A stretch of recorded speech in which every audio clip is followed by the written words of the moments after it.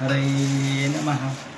धर्माचा अजून मूर्तिमान पुतळा, धर्माचा अजून मूर्तिमान पुतळा, भासे जना भुवरी, भासे जना भुवरी. दीक्षा देऊनी जो जगतिया, दीक्षा देऊनी जो जगतिया, बद्धास हो उद्धरी, बद्धास हो उद्धरी. वाणीने वदता भागवती कथा, वाणीने वदता भागवती कथा, व्यासा प्रति भासला, व्यासा प्रति भासला. तो हा गुरु श्री जनार्दन असा, तो हा गुरु श्री जनार्दन असा, पाटांगणी शोभला. पाटांगणी शोभला. सद्गुरुनाथ महाराज की जय.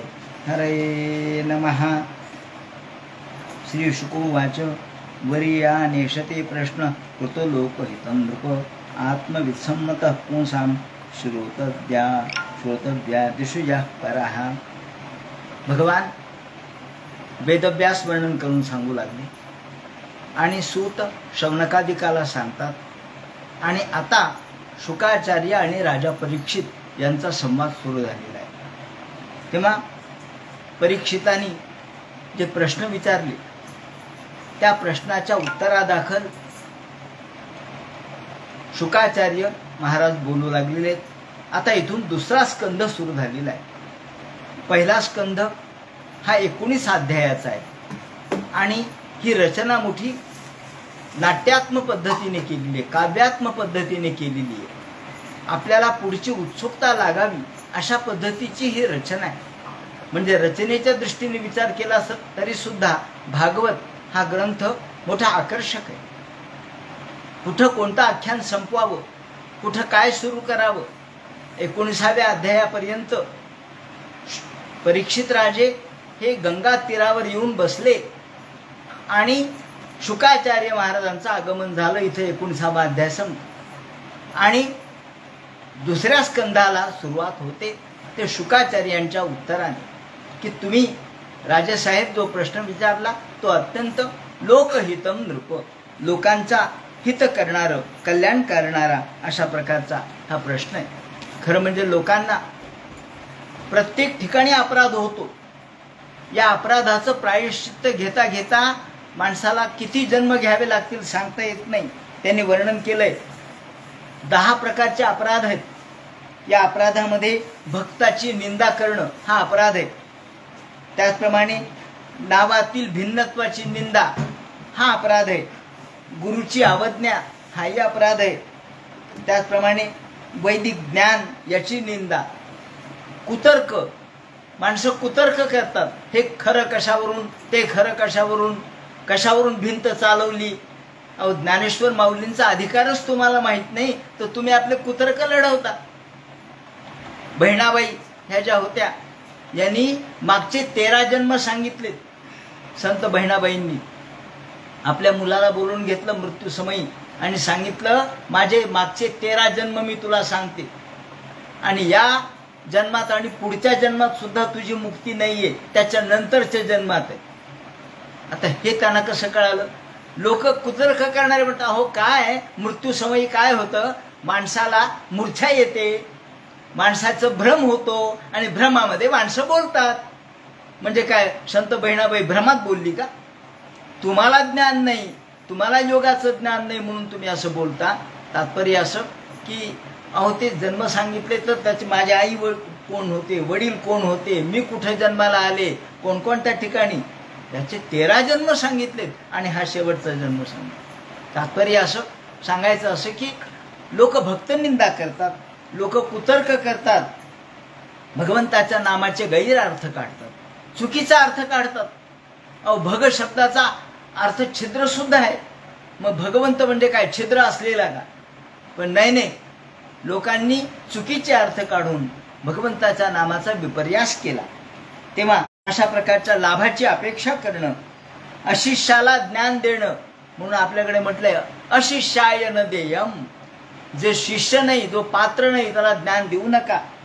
आठवण आली, स्मरण झालं तर ती गोष्ट खऱ्या अर्थाने आपली पुण्यकारक आहे. नाहीतर मग माणसाला मृत्यूसमयी आठवण येईल अशी काही सांगता येत नाही. कारण मृत्यूच्या वेळेला दुःखच एवढं असतं की माणसं सगळं विसरून जातात. ते म्हणतात, अरे राजा, तुला मी आता सांगतो की माणसाने कसं राहावं, कशा पद्धतीचे तुझे प्रश्न विचारलेत, माणसाचा उद्धार कशामुळे होईल, त्या उद्धाराचं मला मर्म सांगा. आणि माणसाने जो आता म्रियमाण आहे, म्रियमाण म्हणजे आता मृत्यूचा पंथालाच लागलेला आहे, त्यांनी काय करावं हे मला सांगा. ते म्हणतात, ग्रहात प्रवृत्तो धीराः पुण्यतीर्थजला प्लुताः. सामान्यतः त्यांनी वर्णन केले सुरुवातीला की ज्यांनी मानव जन्म धारण केलेला आहे, मानव जन्माला आलेला आहे, त्यांनी पहिल्यांदा धीराः प्रव्रजितो धीराः. धीर, धीर म्हणजे काय? धैर्य धारण करून. धैर्य कशाचं? धैर्य म्हणजे धारिष्ट्य. धैर्य म्हणजे सगळ्या प्रकारच्या विषयावर नियंत्रण. धैर्य शब्दावर माऊलींनी खूप विवेचन केलेलं आहे. धैर्यम. तेव्हा ही बुद्धीची दृढता म्हणजे धैर्य. ही दृढता जेव्हा आपण आत्मसात करतो त्यावेळेला माणसाने पहिल्यांदा निश्चयात्मिका बुद्धी रेकेह कुरुनंदन, निश्चय निर्माण केला पाहिजे. निश्चय आपल्या मनाशी पक्का ठेवला पाहिजे. अगदी निश्चय म्हणजे असा की काही हो, आपल्याला भगवंताच्या भक्तीचा मार्ग स्वीकारलाय तर तिथून माघारी यायचं नाही. जशी गंगा ही परत येत नाही, ती समुद्रालाच जाऊन मिळते. किती मादे खाच खळगे असू द्या, खड्डे असू द्या, अडचणी असू द्या, ती अंततः समुद्राला जाऊन मिळते. त्याप्रमाणे आपली बुद्धी सुद्धा भगवंताच्या चरणाकडेच गेली पाहिजे. त्याला म्हणतात धीरत्व. हे धीरत्व धारण करून तुम्ही पहिल्यांदा पुण्य तीर्थ निषेवणात या तीर्थयात्रा करा. कशासाठी करायला सांगितली हो तीर्थयात्रा? घरात बसायला सांगितलं हो, माऊलींनी सांगितलं ठाईचं बसूनी. हो, ठाईच बसूनी बरोबर आहे, पण कधी पायाने चालता येत नाही, शक्ती नाही, आपल्याजवळ कुणी साह्य नाही, आपल्याला होत नाही, मग अशा वेळेला घरी बसा. पण सगळं तारुण्य आहे, पैसा आहे, लौकिक आहे, मित्रमंडळ आहे, तरी जायचं नाही असं नाही. मग का जा? त्यांचं म्हणणं असं आहे की तिथं गेलं म्हणजे तुम्हाला प्रेरणा मिळते. प्रेरणा आपण घरात बसलं तर प्रेरणा मिळत नाही. जेव्हा समाजात जातो, 4 लोकात जातो, सप्ताह आहे बाबा चला, मग सप्ताहात आपण हजारो लोक पाहतो. अरे एवढे सगळे लोक कामधाम सोडून आलेत, मग आपणही जावं. ही जी प्रवृत्ती आहे माणसाची ती कशामुळे होते? पुण्यतीर्थ निषेवणात. पुण्यतीर्थ जला प्लुता. तीर्थाला जा, यात्रेला जा, तिथे लोकांचा सत्संग तुम्हाला घडेल. 4 चांगल्या गोष्टी कानावर येतील, ऐकू येतील. आणि शुचोविविक्त शुद्ध आसन घ्या. आधी शुद्ध आसनावर बसा. त्यानंतर मनामध्ये ओम हे अक्षर जपा. ओम अक्षर जपायला काही फार कष्ट लागत नाही. म्हणून ते म्हणतात त्रिविध ब्रह्माक्षरम परम. त्रिविध ब्रह्माक्षरम. त्रिवृत म्हणजे 3 अ उ आणि म. त्रिवृत म्हणजे 3 अ उ आणि म यांनी संयुक्त असलेला अक्षर ओम. याचा जप तुम्ही शांततेने करा. त्यांनी काय होईल तर ओंकार हा काही साधा शब्द नाहीये. ओंकार म्हणजे ओम इत्यक्षरम ब्रह्म. गीता बोलते ओम म्हणजे प्रत्यक्ष ब्रह्म आहे. म्हणायला आपल्याला सोपं आहे, त्याला काही फार अवघड नाही. म्हाताऱ्या माणसाला सुद्धा दात नसलेल्याला म्हणता येतं ओम. ओम म्हणणं, ओम म्हणत असताना अ उ आणि म ह्या तिन्हीचे एकत्रीकरण सांगितलंय. का तर मांडुक्य उपनिषदामध्ये ओंकाराचं विवेचन केलेलं आहे. ते म्हणतात यातूनच सगळे स्वर निर्माण झाले, सगळी भाषा निर्माण झाली. हे बीज आहे. बीज जसं बी असतं आणि त्यातून वृक्ष निर्माण होतो, तसं ओम हे बीज आहे. त्यातून सगळी भाषा तयार झाली. हे 52 मातृका त्यातून तयार झाल्या आणि व्यंजन स्वर यातून तयार झाले. गौडपादाचार्यांनी म्हटलंय की अ म्हणजे काय तर विश्वाची प्राप्ती म्हणजे अ, उ म्हणजे तेजाची प्राप्ती आणि म म्हणजे ज्ञानाची प्राप्ती. अ उ आणि म गौडपादाचार्य म्हणतात. गौडपादाचार्य कोण? शंकराचार्यांचे आजी गुरु गौडपादाचार्य. शंकराचार्यांच्या गुरुचे गुरु ते म्हणतात अ म्हणजे विश्वाची प्राप्ती, उ म्हणजे तेजाची आणि म म्हणजे ज्ञानाची प्राप्ती. त्याप्रमाणे अ उ आणि म यामध्ये भू भूहा स्वाहा असे मंत्र आहेत. मांडुक्य उपनिषद सांगतं की जागृती, स्वप्न आणि सुषुप्ती याचं हे प्रतीक आहे. त्याप्रमाणे विश्व, तैजस आणि प्राज्ञ याचं हे प्रतीक आहे. विष्णू म्हणजे विश्व, तैजस म्हणजे विश्व आणि प्राज्ञ म्हणजे ब्रह्मा. अर्थात ब्रह्मा, विष्णू, महेश हे ओंकारामध्ये दडलेले आहेत. अकार चरणयुगुल, उकार उदर विशाल, मौली म्हणतात ना, मकार महामंडल मस्तकाकारे, हे तिन्ही एक वटले तेथ शब्द ब्रह्म प्रगटले. हे तीन गोष्टी जेव्हा एक होतात तेव्हा शब्द ब्रह्म उत्पन्न होतं. माऊलींनी सोप्या शब्दात सांगितले. असो, याप्रमाणे ओमचा उच्चार करा. ओमचा उच्चार केल्यानंतर अष्टांग योग सांगितलाय. यम, नियम, आसन, प्राणायाम, ध्यान, धारणा आणि यातून आपण मन जागेवर आणण्याचे हे उपाय. अष्टांग योग करायचा. मन कर्म भिराक्षिप्तम, त्यांना जाणीव आहे. शुकाचार्य महाराज म्हणतात की मन मला माहित आहे काय, कर्म भिराक्षिप्तम, कर्मामध्ये आक्षिप्त झालेलं आहे. आक्षिप्त म्हणजे चिकटलेलं आहे. जशी एखाद्या गुळावरची माशी, साखरेवरची माशी उठत नाही, तसं मन कर्मरूपी साखरेवर जे चिकटून बसतं ते उठतच नाही. म्हणून मन या कर्मरूपी या साखरेवरून, गुळावरून आपल्याला उठवायचे. मन कर्मभिराक्षिप्तम शुभार्थे ध्यारे धिया. शुभार्थे, शुभार्थे म्हणजे काय, चांगल्यासाठी. पण एवढा त्याचा अर्थ नाहीये, कारण 7 भूमिका शंकराचार्यांनी मांडलेल्या आहेत आणि त्या मुळात आपल्याला योग वासिष्ठामध्ये दिसतात. योग वासिष्ठामध्ये 7 भूमिका योग्याच्या मांडलेल्या आहेत. त्यात शुभ, ज्याला पहिल्यांदा शुभेच्छा ही पहिली पायरी आहे. शुभेच्छा म्हणून शुभार्थे जो शब्द वापरलाय तो या सगळ्यासाठी. जसं आदी शब्द आपण वापरतो, इत्यादी म्हणजे सगळे आले, तसं शुभार्थे या शब्दात सगळे आले. कोणकोणते? शुभेच्छा. शुभेच्छा म्हणजे वैराग्यानंतरची ज्ञानाची इच्छा म्हणजे शुभेच्छा. नंतर विचारणा, शास्त्राच्या अध्ययनामुळं जी आपल्याला सत्संगाची प्रवृत्ती होते त्याला म्हणतात विचारणा. तिसरी तनुमानसी. तनुमानसी म्हणजे विषयापासूनची निवृत्ती, याला तनुमानसी म्हणतात. चौथी आहे सत्वापत्ती. सत्वापत्ती म्हणजे सत्वगुण आपल्यामध्ये उत्पन्न होतो. आपल्यात सत्वगुण नाही असं नाही, पण तो रजोगुण आणि तमोगुणाने झाकलाय, म्हणून आपल्याला सत्वाला प्राधान्य द्यायचंय. सत्वापत्ती म्हणून सत्वगुणाचं त्याला प्राधान्याने सत्वगुणाला ताकद द्यायची आहे, त्याला निर्माण करायचंय. त्यानंतर 5वं आहे पदार्थाभावना, म्हणजे विकाररहित अशा प्रकारचा विषयाभाव. विकाररहितता आणि विषयापासून परावृत्ती याला म्हणतात पदार्थाभावना. आणि 7वा तुर्यगा म्हणजे तुर्यावस्था. अशा प्रकारे शुभेच्छा, विचारणा, तनुमानसी, सत्वापत्ती, पदार्थाभावना आणि तुर्यगा. हळूहळू हळू आपल्याला इथपर्यंत जायचे म्हणून शुभार्थे शब्द त्याने वापरला. म्हणजे या शुभेच्छेपासून सुरुवात करून तुर्यगापर्यंत आपल्याला जायचे. याच्यासाठी आपल्याला भगवंताचं ध्यान केलं पाहिजे. ध्यायेद विच्छन्नेन चेतसा. हे ध्यान कसं पाहिजे? अविच्छिन्न. आपलं कसं होतं, आपण ध्यान करायला बसतो आणि एकदम आपल्याला काहीतरी गोष्ट आठवते की गेलं ध्यान बाजूला, की दुसरेच काम घेतलं.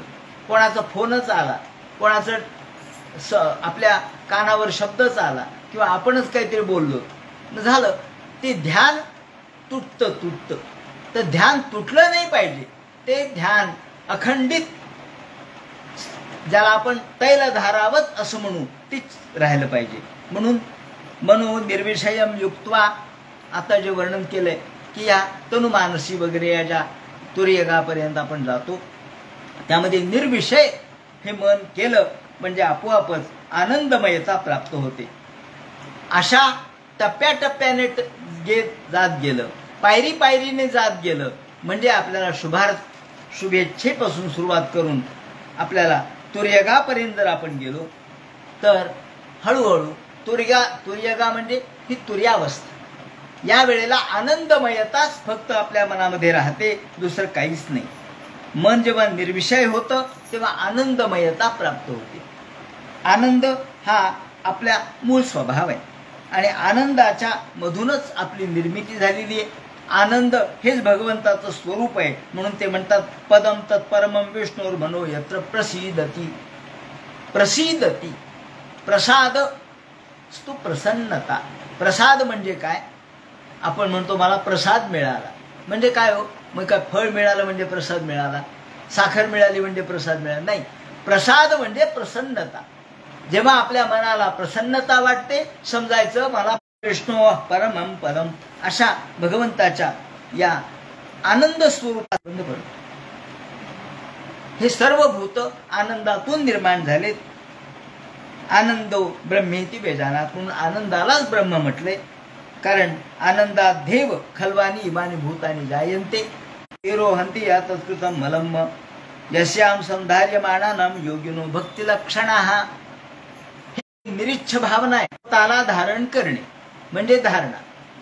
आता धारणा म्हणजे स्वतःला धारण करणे. उदाहरण सांगतो. धारणा म्हणजे काय? लहान मुलगा आहे किंवा लहान मुलगी आहे, हळूहळू रांगायला लागते आणि मग थोड्या काही दिवसांनी ती उभी राहायला लागते. मग आपण तिचं कौतुक करतो, त्या मुलाचं कौतुक करतो. वा वा वा, उभा राहिला, मुलगी उभी राहिली किंवा मुलगा उभा राहिला, त्याचं कौतुक करतो. आणि उभा राहिल्यानंतर काय झालं? त्यांनी स्वतःला धारण केलं, त्यांनी स्वतःला उभं केलं. आता कोणाच्याही हाताची गरज नाही, भिंतीची गरज नाही, त्याचप्रमाणे कोणत्या साह्याची गरज नाही, तो उभा राहिला. आता जो मुलगा स्वतःला धारण करतो म्हणजेच तो उभा राहतो. आता त्याला त्याचं बॅलन्स सांभाळता आलं, त्याचं जे काही स्वतःच्या ताकदीवर तो सिद्ध झाला. ही झाली धारणा. आणि जो धारणा करतो तोच उडी मारू शकतो. ज्या मुलाला रांगता येत आहे आणि उभा राहता येत नाही त्याला जर म्हणलं उडी मारतं, शक्य आहे का? नाही. कसं शक्य हो? जो उभा राहू शकत नाही तो उडी नाही मारू शकत. आणि उभा राहिल्यानंतर मग त्या उभा राहण्याची प्रॅक्टिस केली, बरेच दिवस राहिले, मग तो हळूच पुढचं पाऊल टाकतो. ते पाऊल टाकताना आई त्याला मदत करते. विचुकी पाऊली ते चोज करुणी माऊली पुरवी जे. माऊलींनी म्हटलंय बालक बोबडा बोली का उचकी पाऊली. तो बोबडा बोलतो, तो पाऊल उचलतो, त्याचं कौतुक आई करते. आणि मग पाऊलं उचलताना तो उडी मारायला शिकतो. म्हणजे काय झालं? आधी धारणा झाली. म्हणजे आधी स्वतःला तुम्ही धारण करा आणि मग समर्पण करा. धारण केल्याशिवाय समर्पण नाही. आपण म्हणतो तत्सत कृष्णार्पणमस्तु, अर्पण केलं पण धारणा कुठे? समर्पण वृत्ती नाही आली. समर्पण शब्दाने आलं पण वृत्तीने आलं नाही. म्हणून समर्पणता ही वृत्ती आहे. ती कधी प्राप्त होते? जेव्हा स्वतः आपण धारणा केल्यानंतर तो जसा उडी मारू शकतो त्याप्रमाणे आधी स्वतःला धारणा. अग्नीच्या दोन शक्ती मानलेल्या आहेत. अग्नीला दोन बायका आहेत, शक्ती आहेत. कोणती? स्वधा आणि स्वाहा. स्वधा स्वतःला धारण करणे ही स्वधा. ते पितरांसाठी आपण स्वधा म्हणतो, स्वधा. आणि स्वाहा देवासाठी म्हणतो. अग्नये स्वाहा अग्नया इदन्न मम, इथं स्वाहा आहे. आणि पितरांसाठी स्वधा आहे. आधी स्वधा आहे आणि मग स्वाहा आहे. आधी पितरांना खुश करा, पितरांचं परिपूर्ण करा आणि मग देवाकडे जा. देव म्हणतो आधी तुमच्या पितरांना सुखी करा, मग माझ्याकडे या. आधी स्वधा आणि मग स्वाहा. तेव्हा पितरांसाठी स्वधा, देवासाठी स्वाहा. म्हणून स्वधा म्हणजे स्वतःला धारण करण्याची क्षमता आणि स्वाहा म्हणजे समर्पणाची क्षमता. जोपर्यंत तो स्वतःला धारण करू शकत नाही तोपर्यंत उडी मारू शकत नाही. त्याप्रमाणे ते म्हणतात असा भक्त हा याप्रमाणे तो यच्छेद धारणया धीरो हंती या तत्कृतम मलम, जो स्वतःला धारण करतो तो स्वतःच्या मधला सगळा मल, सगळ्या वासना त्याच्या नष्ट होतात.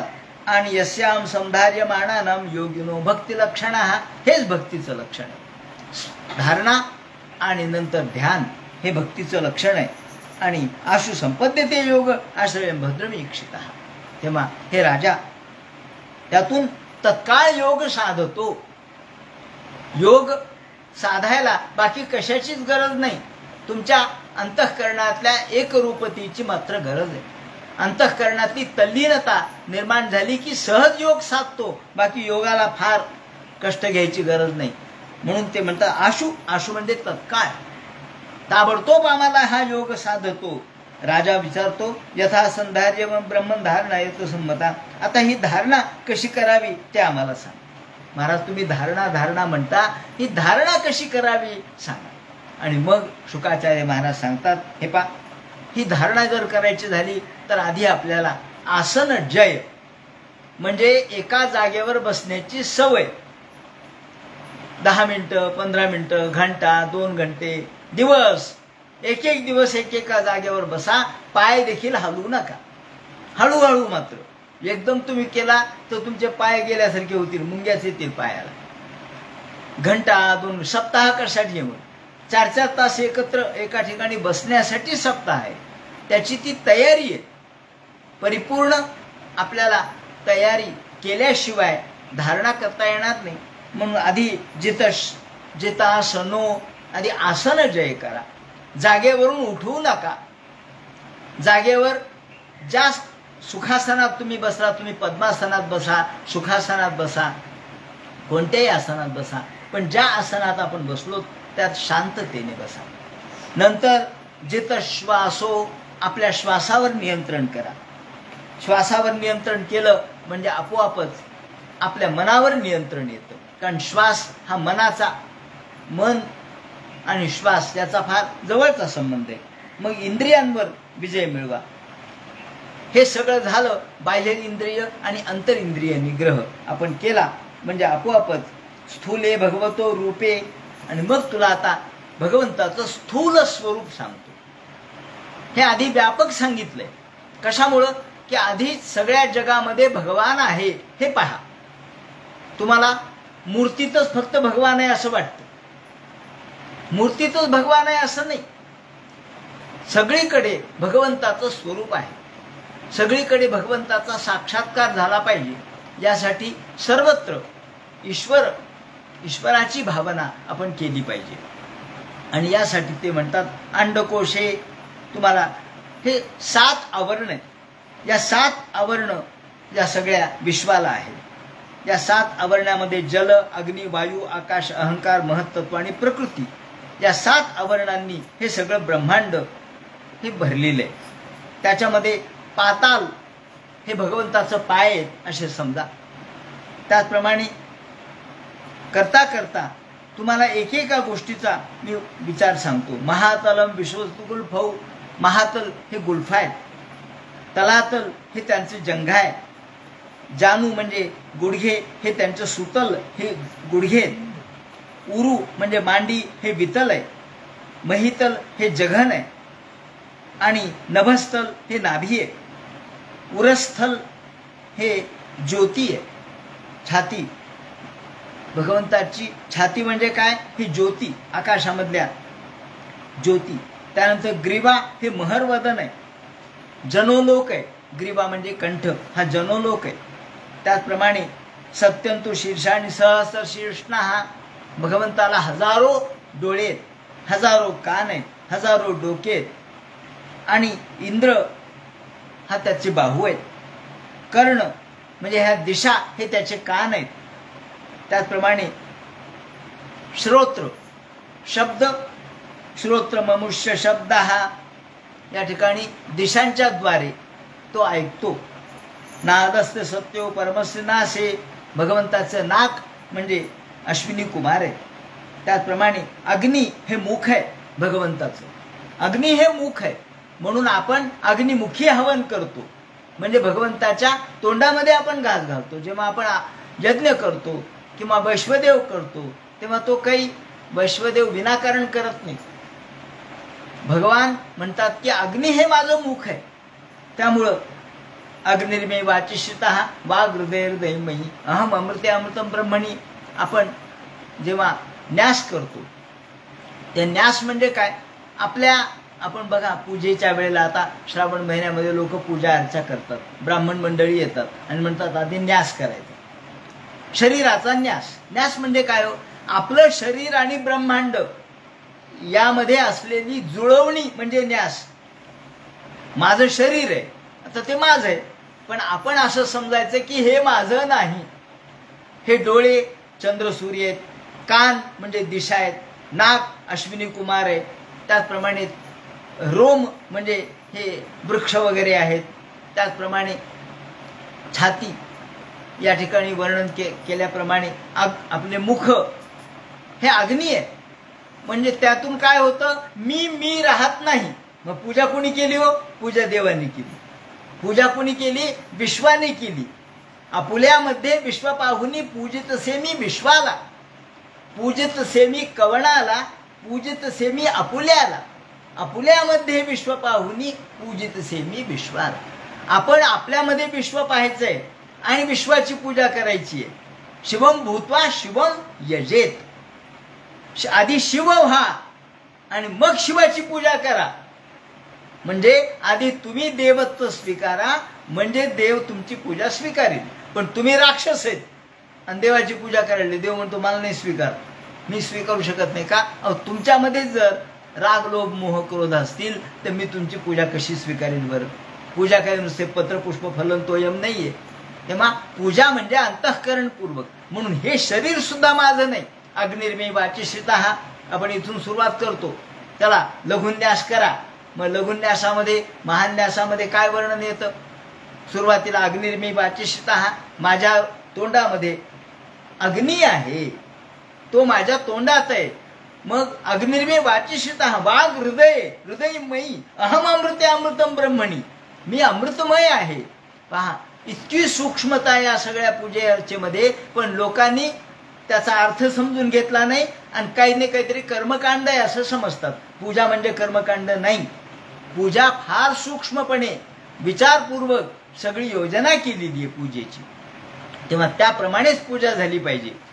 अग्नीमध्ये हा अग्नी आपल्या तोंडात आहे, अग्नी आपल्या मुखात आहे.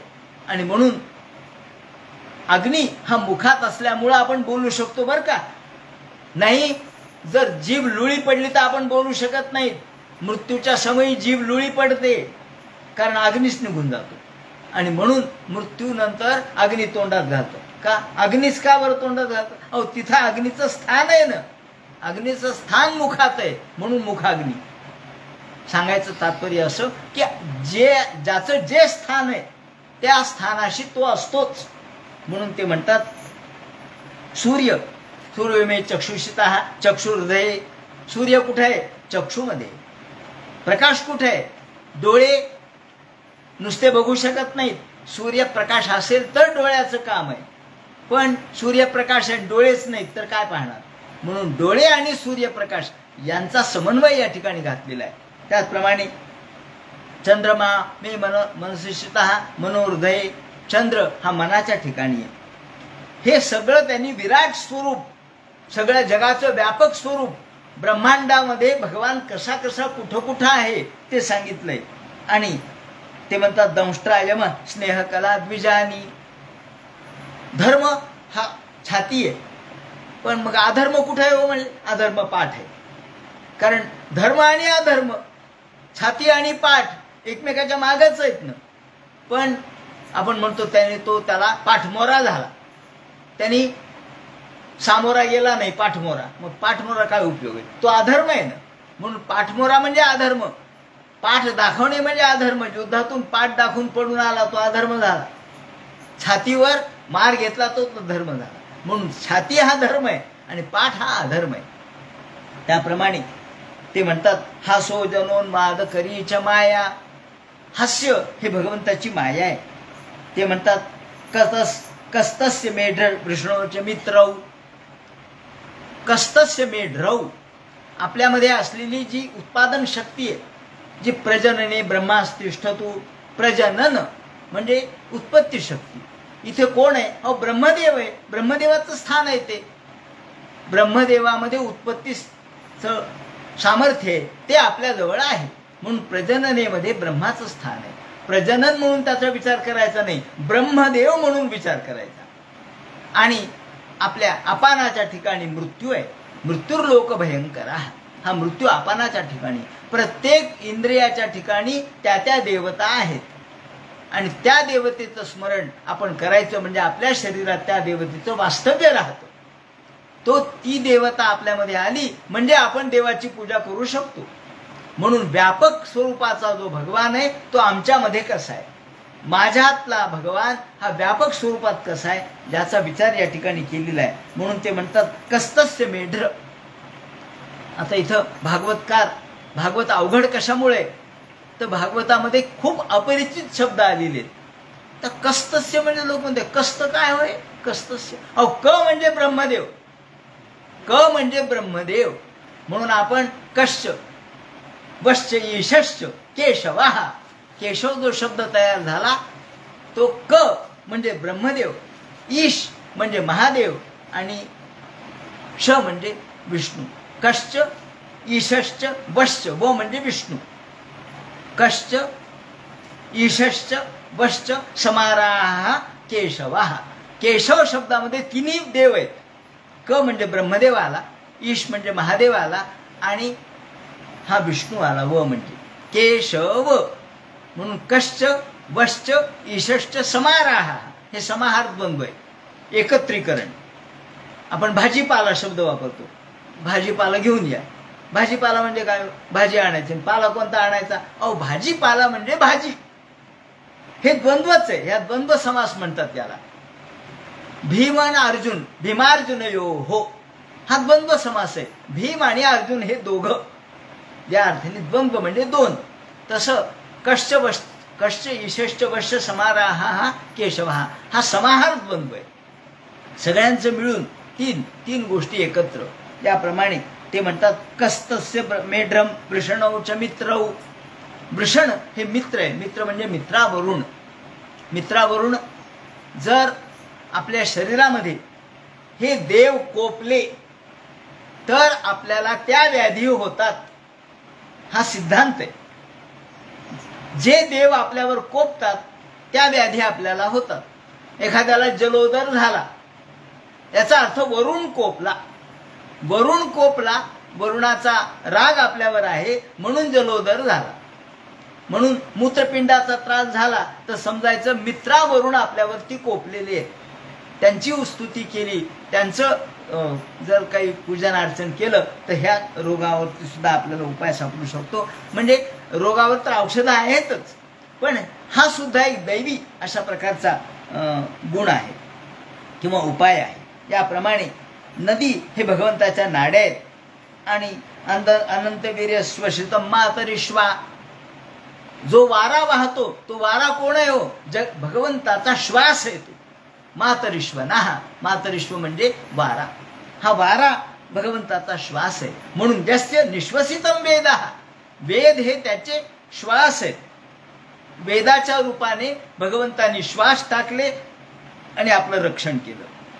याप्रमाणे विज्ञान शक्ती महमामनंती, गंधर्व विद्याधर हे सगळे भगवंताच्या मधून नाद, जो नाद ब्रह्म निर्माण होतं, गायन वादन वगैरे निर्माण होतं, ते भगवंताच्या गंधर्व विद्याधराच्या दृष्टिकोनातून निर्माण होतं. वयांसी तद व्याकरणम विचित्रम, आणि व्याकरण सुद्धा भगवंतापासूनच तयार झालेले.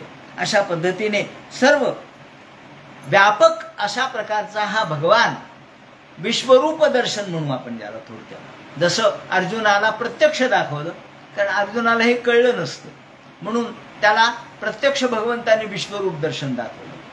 इथे शब्दाच्या साह्याने शुकाचार्यांनी परीक्षितीला विश्वात्मक भगवान कसा आहे ते दाखवलंय. आणि गिर्यश्च, गिरी पर्वत हे सगळे भगवंताचं स्वरूप आहे हे सांगितलं. आणि तम सत्यम आनंद निधिम भजेत नान्य तसेत आत्मपाता, असा हा भगवान सत्यम आनंद निधिम, सत्यरूप, आनंदरूप आणि सर्व समृद्धी रूप असा भगवान आपण भजला पाहिजे. आपण त्याची पूजा अर्चा केली पाहिजे, त्याचं नामस्मरण केलं पाहिजे. तुम्ही म्हणाल आता एवढा विश्वात्मक भगवान आहे, मग त्याची पूजा कशी करायची हो? हळदी कुंकू तर आमचं फार कमी पडत, आमचं पाणी तर आम्ही एका कलशामध्येच आणलेलं आहे. मग ते म्हणतात गरज नाही त्याची. तुम्ही मानस रूपाने याचा विचार करा. व्यापक रूपाचा जो भगवान आहे त्याची पूजा आपण व्यापक होऊनच केली पाहिजे. आता विश्वात्मके देवे येणे वाग्यज्ञे तोषावे. हा विश्वात्मक देव आहे आणि विश्वात्मक देवाची पूजा विश्वात्मक मनाने करायची आहे. म्हणून ते म्हणतात या सन्निवेशा कथितो मया ते. हे राजा, तुला मी हे सगळं सांगितलं. आता मनस्वबुद्ध्यानं येतो किंचित. हे बुद्धीच्या द्वारे कळू शकणार नाही, मनाच्या द्वारे कळू शकणार नाही. कारण मनाची क्षमता कमी आहे, मनाची गती कमी आहे. यस दूर, भगवान इतका दूर आहे की तिथे मन पोचत नाही, त्या ठिकाणी आपलं बुद्धी पोचत नाही. आणि संधार्यतेस्मिन् वपुषी स्थविष्ठे. वपुषी स्थविष्ठे म्हणजे स्थ म्हणजे ठिकाणी, स्थिर. आपल्याच ठिकाणी आपल्याच शरीरामध्ये आपण भगवंताचा विचार करा. आपल्याच भगवंताचा जो व्यापक विराट स्वरूप भगवान आहे तो संधार्यतेस्मिन् वपुषी. वपू म्हणजे शरीर. आपल्या वपूच्याच ठिकाणी शी सप्तमी वापरली आहे. आणि स्थविष्ठे आपल्याच ठिकाणी त्याची स्थिरता करा. ही स्थिरता केली म्हणजे आत्मा यथा स्वप्न जनेक्षितैकः तम सत्यमानंद निधिं भजेत नान्यत्र सज्जेत यथात्मपातः. आणि हे केलं म्हणजे जीवाचं अधःपतन हे कधीच होणार नाही, जीव हा मुक्त होईल. आता नंतर शुकाचार्य म्हणतात हे परीक्षिते, तुला मी आता हा धारणा योग सांगितला. आता हा धारणा योग करत असताना त्यासाठी नष्टाम स्मृतीं प्रत्यविरुद्ध तुष्टात तुला मी व्यवसाय बुद्धी ही, तुला एकात्मिका बुद्धी करायला सांग. मन एकाग्र कर. एकाग्र मन केलं म्हणजे आपोआपच ही सगळी धारणा सिद्ध होते. एकाग्रता कशी करायची? व्यवसायात्मका बुद्धी रेकेह कुरुनंदन.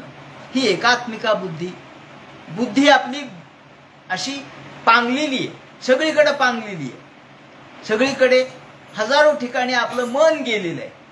ते मन एकत्र करणं, मनाचं एकत्रीकरण करणं अवघड आहे. मग त्यासाठी त्यांनी सांगितलंय की जसं आता सूर्यप्रकाश आहे, सूर्यप्रकाशामध्ये उष्णता आहे, प्रकाशमयता आहे. पण या सूर्यप्रकाशामध्ये कागद जळतो का हो? कापूस जळतो का? सूर्यप्रकाश दिवसभर ठेवा, उन्हाळ्यात जरी ठेवलं तरी कापूस जळणार नाही. मग त्याला बहिर्गोल भिंग घ्या. बहिर्गोल भिंग घेतलं म्हणजे सूर्यप्रकाशाचं केंद्रीकरण त्याच्यात होतं आणि काही सेकंदात कागद जळायला लागतो, कापूस जळायला लागतो. का हो म्हणले? तोच सूर्यप्रकाश आहे. हो, तोच आहे. पण तो सूर्यप्रकाश विस्तारलेला आहे, सगळीकडे विकिर्य झालेला आहे आणि हा केंद्रीकरण झालेला आहे. जेव्हा आपल्या अनेक केंद्री मन असतं, यांनी वर्णन केलेलं आहे. देव आपल्याला का दिसत नाही याचं विवरण करताना त्यांनी सांगितलंय की आपण जेव्हा आपलं मन सगळीकडे विकेंद्रित झाल्यामुळं आपल्याला देव दिसत नाही. आपलं मन कसं आहे तर हजारो ठिकाणी पांगलेलं आहे. मनसो मनस्थानात असं वर्णन केलेलं आहे. मन चंचल आहे, ते कुठे स्थिर नाही, एकाग्र होऊ शकत नाही. एकाग्रता काय असते? विवेकानंद यांचं उदाहरण मुद्दाम देतो. एकदा विवेकानंद रेल्वेमध्ये बसलेले होते प्रवासाला आणि एक पुस्तक वाचत होते. पुस्तक वाचता वाचता पुस्तक घ्यायचं, वाचायचं आणि पान फाडून फेकून द्यायचं. पुन्हा दुसरं पान फाडून फेकून द्यायचं. त्यांचा शेजारी एक ग्रस्त बसला. म्हणले का हो? म्हणले तुम्ही पुस्तक फाडायला बसले काय? ते म्हणले नाही, वाचलं मी. ते म्हणले वाचलं? तुमच्या लक्षात आहे का? हो म्हणले सगळं लक्षात आहे. जेवढं वाचलं तेवढं लक्षात आहे. जेवढे पानं वाचले तेवढे पाठ म्हणून दाखवले त्यांनी. ते म्हणले आता पानाची काय गरज आहे मला, वाचलं मी सगळं. तात्पर्य असं की इतकी एककेंद्रितता होती की वाचलं की पाठ व्हायचं. आपलं आहे का तसं? आपण 10 वेळेला पुस्तक वाचतो, काय हो म्हणले विसरलो, पुन्हा एकदा पुन्हा वाचा, पुन्हा अंडरलाईन करा, पुन्हा लक्षात ठेवा, लक्षातच राहत नाही. तेव्हा विवेकानंद काही फार दूरचे नाही, गेल्या 100 वर्षाचे सत्पुरुष. पण बुद्धिमत्ता काय असते, बुद्धी सामर्थ्य काय असतं, स्मरण काय असतं, तेव्हा हे स्मरण ज्याचं आहे त्याला व्यवसायात्मिका बुद्धी असलेल्या म्हणतात. आणि म्हणून ज्याची एककेंद्रितता होते, मनसो ह्यवस्थानात, देव का दिसत नाही तर आमचं मन चंचल आहे म्हणून देव आपल्याला दिसत नाही. जसं एखाद्या पाण्यामध्ये प्रतिबिंब कोणत्या पाण्यात पडतं, जे पाणी शांत आहे त्या शांत जलाशयामध्ये प्रतिबिंब पडतं. पण पाणी हलतंय मग प्रतिबिंब हलतं. प्रतिबिंब स्थिर राहील का? नाही राहणार. का म्हणले? पाणी हलतंय म्हणून प्रतिबिंब हलतंय. म्हणून हलत्या गोष्टीमध्ये आपल्याला मन स्थिर करता येत नसतं. आपल्या मनामध्ये जेव्हा हलचल असते, नाना विचार आपल्या मनात चाललेले असतात, तेव्हा आपण लक्षात राहू शकत नाही, आपण केंद्रीकरण करू शकत नाही. जसं बहिर्गोल भिंगामध्ये तेच ऊन आहे, तोच सूर्यप्रकाश आहे, पण केंद्रीकरण झाल्याबरोबर कागद पेटतो, तो बाकीच्या सामान्य उन्हात पेटत नाही. तसं आपलं मन, आपली बुद्धी ही सामान्यतः आहे, पण विशेषतः जेव्हा केंद्रीकरण करू तेव्हाच होऊ शकते. म्हणून ते म्हणतात, हे राजा, शाब्दसी ही ब्रह्मणे एषा पंथा, शाब्दसी ही ब्रह्मणे एषा पंथा, जन्नामभिर ध्यायती धीर पार्थैहि. शाब्द या ठिकाणी शब्दस्य, ब्रह्म हे शाब्द रूपाने प्रगट झालं, त्याला आपण शब्दरूप ब्रह्म म्हणतो. शाब्द स्वरूपामध्ये ब्रह्म प्रगट झालं. आणि जन्नामी धीर ध्यायती धीर पार्थैहि, आपल्याला भगवंताचं स्वरूप जाणायचं असेल तर आधी शब्दाने कळलं पाहिजे. म्हणून श्रवण सांगितलंय, शब्दाने देव कसा आहे. मग आपण त्याचं वर्णन करतो. चतुर्भुज मूर्ती आहे, शंखचक्र गदापद्म धारण केले, पितांबर धारण केलाय, वनमाला आहे, मोरपीस धारण केलाय. आणि भक्तानुग्रह कातरम, भक्तासाठी, भक्ताच्या वर त्याच्यावर कृपा करण्यासाठी अत्यंत उत्सुक आहेत, त्यांच्या डोळ्यामध्ये करुणा दाटलेली आहे. आणि हे सगळं शब्दानेच केलं. मग या शब्दाच्या द्वारे आपलं मन तद्रूप होतं. म्हणून ते म्हणतात, शाब्दस्य हि ब्रह्मणे एष पंथा, शब्दाच्या द्वारेच आपल्याला पहिल्यांदा ब्रह्माचं स्वरूप कळू शकतं, अन्यथा नाही. ब्राह्मी तू भारती भाषा, गिरवाण वाणी सरस्वती, व्याहार उक्ती लपितम भाषितम वचनम वचः. शब्द किंवा भाषा याला किती शब्द आहेत, किती शब्द आहेत. सरस्वती शब्द, म्हणून आधी शब्द ब्रह्म अशेष, माऊलींनी सुद्धा सुरुवातीला हे शब्द ब्रह्म अशेष, शब्द ब्रह्माचं वर्णन केलेलं आहे. हे अशेष आहे, निशेष आहे. शब्द ब्रह्म हे ब्रह्मस्वरूपच आहे. ब्राह्मी हे शब्दाचं किंवा सरस्वतीचं नाव आहे. भारती हे शब्दाचं नाव आहे. भाषा, गिरवाण, वाणी, सरस्वती, व्याहार, उक्ती, लपित, भाषितम, वचनम, वचः, एवढे सगळे 13 शब्द केवळ भाषेसाठी वापरलेले आहेत. तेव्हा ते म्हणतात, आता कवीर नाम सुयावदर्थ स्याद प्रमतो व्यवसाय बुद्धी. हे राजा, तुला मी सांगतो की माणसाने संसार करू नये असं माझं म्हणणं नाही. मी जरी संसारातून अलिप्त असलो तरी सामान्य माणसं संसारामध्ये एकरूप असतात. पण त्यांनी संसार करावा यावदर्थ हा मार्मिक शब्द वापरले. भागवतकारांनी जे शब्द वापरले त्यामध्ये फार नेमकेपणा आहे. यावदर्थ हा, यावदर्थ म्हणजे जोपर्यंत आपलं काही काम आहे तोपर्यंतच. यावदर्थ या शब्दाचा अर्थ असा आहे, जोपर्यंत तुम्हाला मुलाबाळाची काळजी घ्यायची आहे तोपर्यंत घ्या. लहान आहेत त्यांची काळजी घ्या, त्यांना मोठं करा, त्यांना त्यांच्या व्यवसायाला लावा, त्यांच्या नोकरीला लावा. आता पुन्हा त्याच्यात गुंतू नका.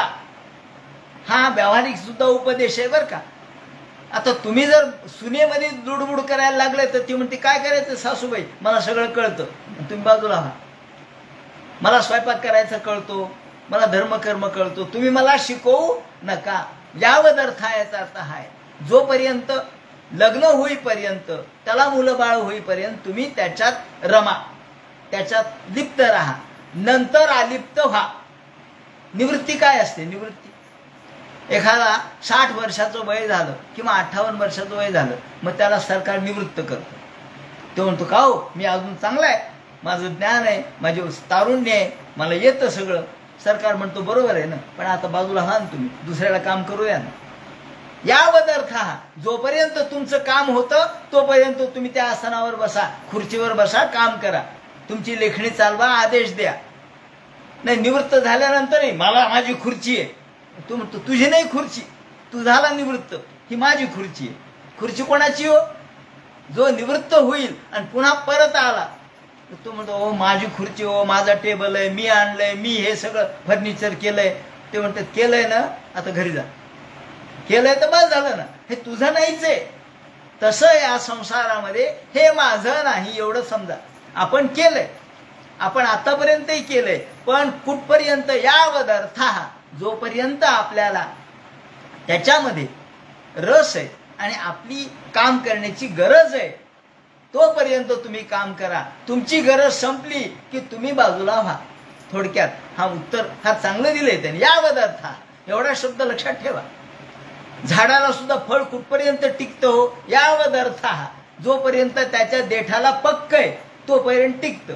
नंतर झाड म्हणतं जा बाजूला, आता दुसऱ्याला येऊ द्या, तुझं काम संपलं, तू परिपक्व झालास, बाजूला हो. परिपक्व झालं की बाजूला व्हावं, त्याला म्हणतात वानप्रस्थ. वानप्रस्थ म्हणजे काय? आता वनातच जावं असा काही नियम नाही. आपण घरातून सुद्धा निवृत्त होऊ शकतो, घरातून सुद्धा परावृत्त होऊ शकतो. अंतः कवीर नाम सुयावद अर्थ हा, शाद प्रमत्व व्यवसाय बुद्धी. ते म्हणतात व्यवसाय बुद्धी, आपण भगवंताकडे केंद्रीकरण करा आणि कामापुरता व्यवसाय, कामापुरती नोकरी करा, कामापुरता संसार करा. आपण बसमध्ये बसलोत आणि निघाली बस, जोपर्यंत आपण बस स्टँडवर जातो, जागा पकडतो, भांडणं करतो, ही माझी जागा आहे, मी रिझर्वेशन केलंय, अमुक आहे, तमुक आहे, ढमुक आहे, कोणाला बसू देत नाहीत. आणि गाव आलं की उतरतो, गाव आलं दुसऱ्याने जागा घेतली, आपण म्हणतो काय माझी जागा आहे म्हणून, माझ्या जागेवर का? तुझं गाव आलं तू उतरला, तुझा. तेव्हा आपण सुद्धा आपलं गाव आलं की उतरावं, पण एवढं कळलं पाहिजे माझं गाव कधी आलं, एवढं आपल्याला कळत नाही. आपलं गाव अजून आलंच नाही असं आपल्याला वाटतं. खरं म्हणजे 60-70 वर्षाच्या नंतर आपलं गाव येतं, पण आपल्याला ते आपण मान्य करत नाही. म्हणून ते म्हणतात शाद प्रमत्व व्यवसाय बुद्धी सिद्धेंद्रार्थे न येते यत्र परिश्रमम तत्र समीक्षमाणः. तेव्हा हे शुकाचार्य महाराजांना ते सांगतात परीक्षिती, की जोपर्यंत आपण कामापुरता संसार करावा, कामापुरतं नोकरी करावी, कामापुरतं लोकांशी संपर्क ठेवावा, जास्त संपर्क ठेवू नये.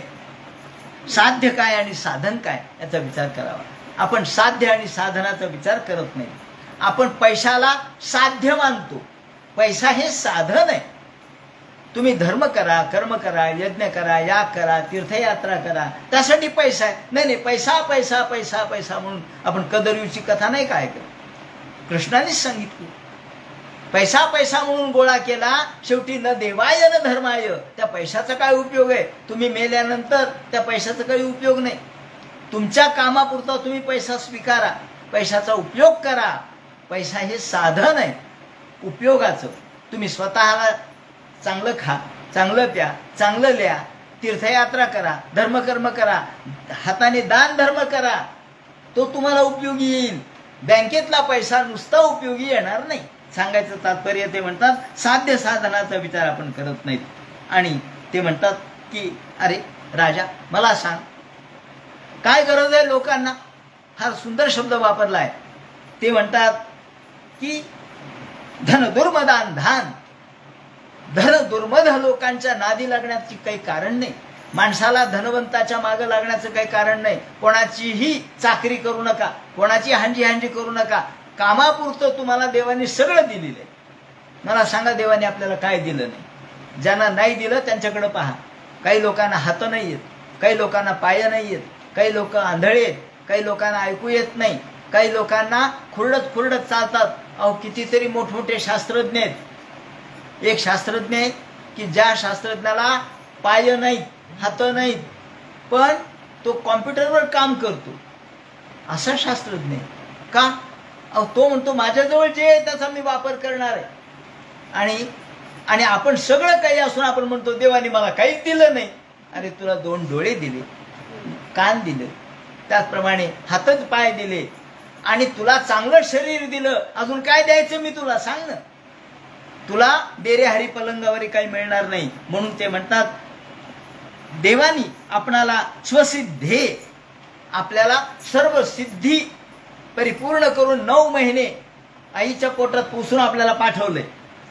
काय हो, मुलगा चांगला आहे, मुलगी चांगली आहे, नाक, डोळे, हात, पाय, कान सगळे चांगले आहेत. म्हणजे तो देवानी चांगला करून पाठवलाय. मग आता ते म्हणतात किशिपोस प्रयासैर बाहोर स्वसिद्धे हे बरहण ऐक्यम. आपल्याला हात दिलेत, शक्ती दिली आहे. तुम्ही म्हणतात नाही हो, कडे तोडेच पाहिजे होते. अहो कडे तोड्याची काय गरज आहे? नाही, कडे तोडे असले म्हणजे बरे. उपबरहणम किम, उपबरहण कशाला पाहिजे तुम्हाला? अलंकार कशाला पाहिजे? दागदागिने कशाला पाहिजेत? तुमचे हात बळकट असले, शक्ती असली हातात म्हणजे बस झालं. शक्तीहीन हाताला खूप तुम्ही सोनं घातलं, काय उपयोग आहे?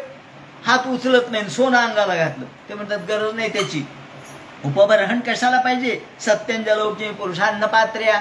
ते म्हणतात माणसाला 2 हात दिलेत, माणसाने 2 हाताने पाणी प्यावं. कशाला?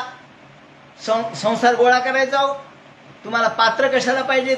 ग्लास पाहिजेत, पेले पाहिजेत, तांबे पाहिजेत, भांडे पाहिजेत. कशाला? 2 हात दिले देवानी, बस झाले. 2 हाताने पाणी प्या, हातावरच खा. ताटाची गरज नाही, भांडेवलीची गरज नाही, विसळायची गरज नाही.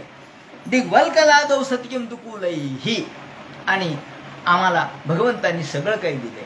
दुकुल म्हणजे तुम्हाला काय वाढतच जातं. नाही, हे वस्त्र नाही चांगलं, मग अजून चांगलं रेशमी वस्त्र घेऊ, एवढ्या रुपयाचं घेऊ. गरज नाही म्हणले. जाडं भरडं वस्त्र सुद्धा तुम्हाला लज्जा रक्षणापुरतं पुरेसे. चिराणी किंपती नसंती दिशंती भिक्षाम. आणि तुम्ही जर भिक्षा मागायला गेलं तर कोणी भिक्षा देत नाही असं होणार नाही. चिराणी किंपती संती, तुम्हाला भिक्षा सहज मिळू शकते. आणि त्यामुळं जगाने, भगवंताने तुम्हाला भोगवाद करायला पाठवलेलं नाही, त्यागवादाने जीवन जगायला पाठवलंय. आपण आपल्या कमीत कमी आपल्या गरजा करू शकतो. या ठिकाणी मला गांधीवादी तत्वज्ञानही अपेक्षित आहे. गांधींनी सुद्धा काय सांगितलं? गांधी एका वस्त्रावर राहिले की नाही हो? जेव्हा त्यांनी पाहिलं की भारतामधल्या लोकांना 2 वस्त्र नाही आहेत, तेव्हा ते 1 वस्त्र अंगावर घालून राहिले. का?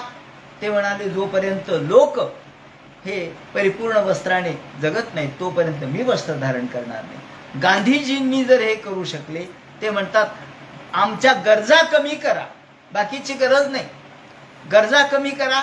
आपण जर आश्रमात गेलोत, गांधीजींच्या आश्रमात गेलोत, किंवा आपण गुजरातला जा, म्हणजे तिथे तुम्हाला गांधीजींच्या आश्रमात त्या ठिकाणी जायला मिळेल. तिथे गेल्यानंतर त्यांचा आश्रम जर पाहिला तर काय, हा दिव्यता भव्यता काही नाहीये, साधेपणा आहे. आणि साधेपणात आनंद आहे. तेव्हा म्हणून ते म्हणतात तुम्ही कशाचीही गरज नाही तुम्हाला, तुम्ही जगणं हे भोगवादाने जगू नका. हा माणसाने करू नये. केवळ गरजा मर्यादित कराव्यात आणि माणसाने जगावं. जगायला कितीकसं लागतं माणसाला. त्याप्रमाणे ते म्हणतात महाशय्या पृथ्वी विपुल उपधानम भुजलता. जसं तुकाराम महाराज म्हणतात आसन हे गवताचं आसन आहे, त्याप्रमाणे भगवंताच्या केवळ नामाचाच आम्ही विचार करत राहिलो होतो. भोजन हे भगवंताच्या नामाचंच आहे. आणि आसन हे पृथ्वी हे आसन, आकाश मंडप पृथ्वी हे आसन. रमे तेथे मन क्रीडा करी. तुकाराम महाराज हे म्हणू शकतात. आणि प्राचीन काळामध्ये संस्कृत काव्यामध्ये म्हटलेलं आहे महाशय्या पृथ्वी विपुलोपधानम भुजलता वितानम चाकाशम वेदन मुकुल अनिला. हेच तुकाराम महाराजांनी आपल्या अभंगामध्ये स्पष्ट केलंय. याप्रमाणे माणसाला कशाचीही गरज नाही, फक्त माणसाला हवस एवढी आहे. हवस म्हणजे हे पाहिजे, ते पाहिजे, ते पाहिजे, अशी जी हौस आहे, जी हवस आहे, जी तृष्णा आहे, ती माणसाची कधी कमी होत नाही. म्हणून माधाव माधाव विनैव दैवम. माणसं धावत राहतात, पण त्या धावण्यामध्ये त्याचं आयुष्य संपून जातं. म्हणून आपण केवळ न धावता, न हाव करता, वसवस न करता शांत जीवन जगा, तर तुम्हाला समाधान मिळेल, असे या ठिकाणी शुकाचार्य महाराज म्हणतात. आता यानंतर आणखी शुकाचार्य महाराजांनी जे विवेचन केलेलं आहे पुढे मूलाधार पृथ्वीचं किंवा संपूर्ण मूलाधार मणिपूर या योग मार्गाचं जे वर्णन केलंय तो सगळा भाग उद्याच्या चिंतनात सांगायचं. हरे नमः पुंडलिक वरदे.